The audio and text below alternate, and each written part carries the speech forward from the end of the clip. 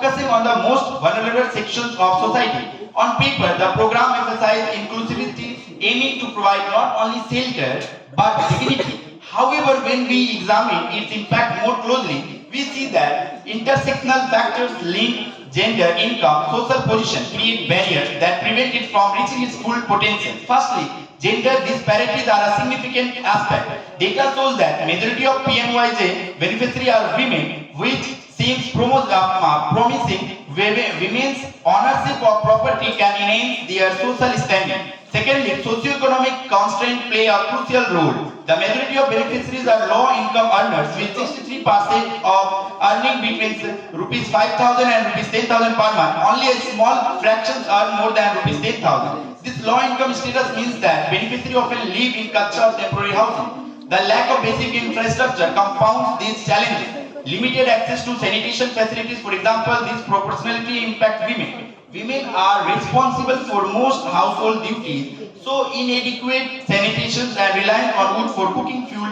affects their health. Political interference and corruption also create obstacles.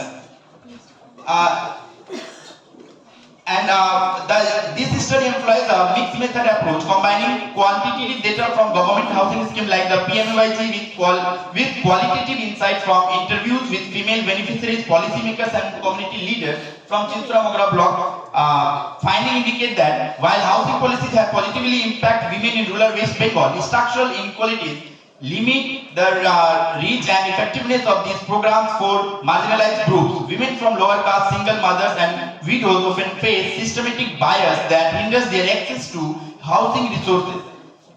In conclusion, intersectional analysis reveals the gap in rural housing schemes that would otherwise go unnoticed.